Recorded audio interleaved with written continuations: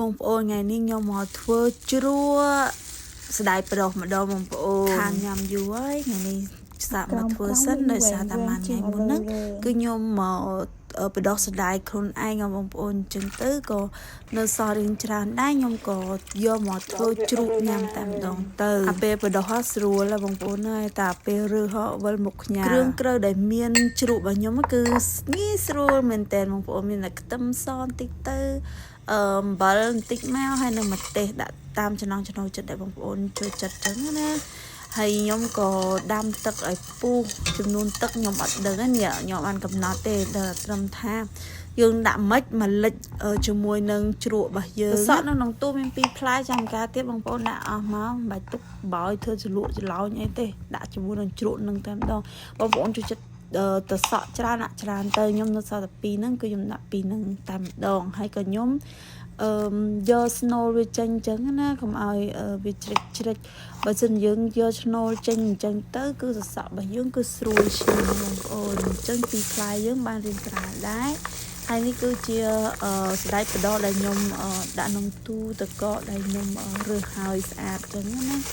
ហើយស្ដែកយើងគឺថ្លាល្អមែនតើខ្ញុំដាក់លាយជាមួយនឹងទឹកសក់របស់យើងបងប្អូនហើយឥឡូវទឹករបស់ខ្ញុំហ្នឹងគឺពុះហើយទឹកនេះខ្ញុំបានកំណត់ទេបងប្អូននិយាយទៅគឺដាក់មិនឲ្យលិចស្ដែករបស់យើងណាហើយបើបងប្អូនមិនបាច់ចង់ដាក់សសក់ក៏បានដែរឥឡូវខ្ញុំយកកន្លកៅហ្នឹងយកមកដាក់បងប្អូនខ្ញុំជូតសម្អាតវាស្អាតសិនអញ្ចឹងណាមិនដំបងគាត់ថាវាមានទូចដែរប៉ុន្តែតទៅយើងដាក់ទៅបំផិតភីងអញ្ចឹងក៏បំពេញយកស្ដែកបដោះបំពេញឲ្យពេញនឹងបងប្អូនជ្រក់ស្ដែកហ្នឹងណាខ្ញុំធ្វើលើកដំបូងហើយអ្វីដែលសំខាន់គឺឆ្ងាញ់បងប្អូននិយាយទៅដូចគេលក់អញ្ចឹងហើយខ្ទឹមសនៅម្ទេសហ្នឹងបងប្អូនចង់ដាក់ច្រើនដាក់តិចតាមចំណង់ចំណូលចិត្តបងប្អូនខ្ញុំដាក់ប៉ុណ្ណឹងគឺអូខេហើយបងប្អូនហើយព្រោះខ្ញុំចូលចិត្តខ្ទឹមក្លិនខ្ទឹមហ្នឹងទេហើយក៏អត់ចូលចិត្តហឹរខ្លាំងដែរគឺខ្ញុំដាក់ប៉ុណ្ណឹងគឺល្មមរៀបឲ្យពេញកូនកន្លហ្នឹងហើយសិនខ្ញុំចាក់ទឹកដាក់ទឹកដែលយើងដាំហ្នឹងចូល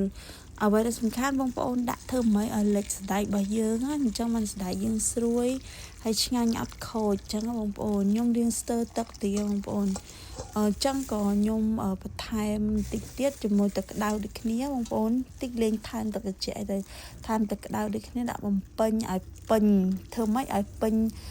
ឲ្យលិចស្ដែករបស់យើងបងប្អូនហើយទុកឲ្យត្រជាក់ទៅសិនយើងយកកម្របគ្រប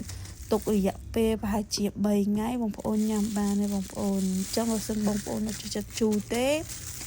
បងប្អូនអាចយក3ថ្ងៃហើយបងប្អូនយកដាក់ទូទឹកកកទៅយើងទុកបែបហ្នឹងគឺរសជាតិជ្រក់របស់យើងឆ្ងាញ់ហើយយើងទុកបានយូរទៀត